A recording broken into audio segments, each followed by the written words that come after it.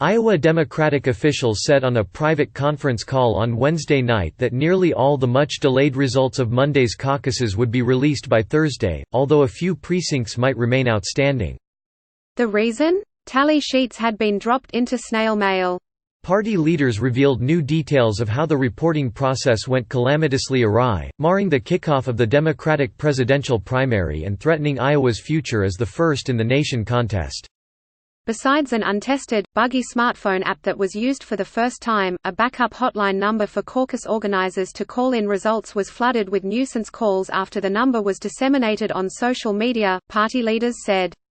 All the Trump people from around the country started calling and tearing everybody a new one. Ken Sager, the Iowa Democratic Party treasurer, told members of the party's Central Committee on the 1-hour 20-minute call. There were 85 phone lines to take calls at the party headquarters in Des Moines, said Kevin Guykin, the party's executive director. But caucus chairs faced long wait times because of the excessive calls we were getting and because the legitimate calls to report results each took about 5 minutes, twice as long as in a dry run. Troy Price, the party chairman, who has been clipped in public remarks in recent days, sounded humbled and apologetic on the call. "I want to say I am sorry, I am deeply sorry for the challenges we had on Monday evening," he said. Late Wednesday night, the party was still releasing results, bringing the total to 97% of statewide precincts reporting. The results showed a narrowing race between Pete Buttigieg, the former mayor of South Bend, Indiana, who had 26.2% of state delegates, and Senator Bernie Sanders of Vermont, who had 26.1%. Senator Elizabeth Warren of Massachusetts was in third with 18.2% and former Vice President Joseph R. Biden Jr. was in fourth with 15.8%. In an email to supporters, Mr. Sanders's Iowa State Director, Misty Rebick, noted that the Vermont senator was leading in the popular vote and was tied with Mr. Buttigieg in projected national pledged delegates.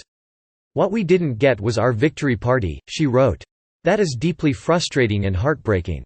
As he did on Monday before any results had been announced, Mr. Buttigieg again declared himself the Iowa winner during a call with supporters Wednesday night. "Now, because of what we were able to do there, we're in position to arrive in New Hampshire as the momentum candidate in this race," he said. Mr. Buttigieg, whose campaign spent much of its money in a final Iowa push, made several pleas to supporters to contribute more cash before New Hampshire's Tuesday primary. "We need a surge in financial support right now in order to bring us to that finish line in New Hampshire," he said. Later in the call, Mr. Buttigieg pronounced himself pleased with how Iowa had gone. "We are thrilled with the position we're in," he said. "There is no campaign I'd trade places with." Although the reporting of multiple results in Iowa, popular support and delegates, always opened the possibility that more than one candidate would claim victory, the meltdown in reporting sullied the waters further, with both Mr. Buttigieg and Mr. Sanders claiming the mantle of momentum that Iowa traditionally bestows. Mr. Price was peppered with sharp questions from committee members about the failure of the smartphone app, including from two members who implied there was an improper connection between the app's developer, Shadow Inc., and the Buttigieg campaign. "We have seen the pictures of you, Troy, with app developers and people with the Buttigieg campaign, and that's concerning," said Holly Brown, a committee member. Mr. Price insisted he had remained steadfastly neutral in the Democratic race. The Buttigieg campaign paid Shadow Inc. for text messaging software but was not involved in the Iowa caucus app, the campaign told the Associated Press on Tuesday. There were other sharp moments on the call. "We were told the app would be made available by January 14 or January 17 and on multiple occasions we would test it, make sure it would withstand the volumes, and that didn't happen," Ruth Thompson said. Mr. Guykin, the executive director, said the app had been rolled out as planned to precinct leaders. "I'm sorry to interrupt, I was a precinct chair and the app wasn't made available to me," Ms. Thompson replied. As he has said publicly, Mr. Price repeated that Monday night's problems began when a coding error was discovered in a back-end computer that received the results sent in by volunteer leaders of each caucus via the app. "We moved to Plan B, which was to ask precinct captains to call us with their results," he said.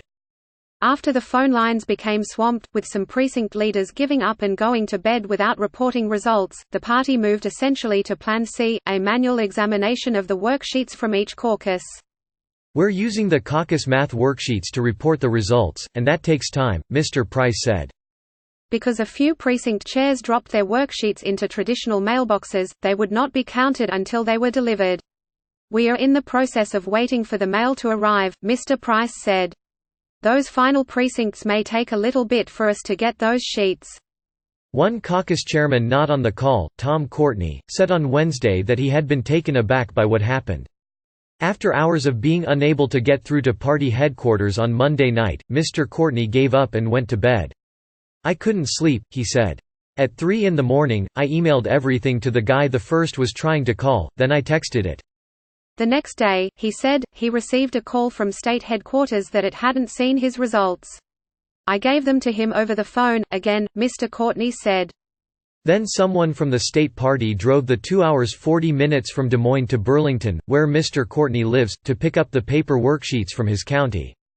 Committee members emphasized that the caucus gatherings themselves had gone smoothly, despite added complexity this year to meet a demand for more transparency and more data.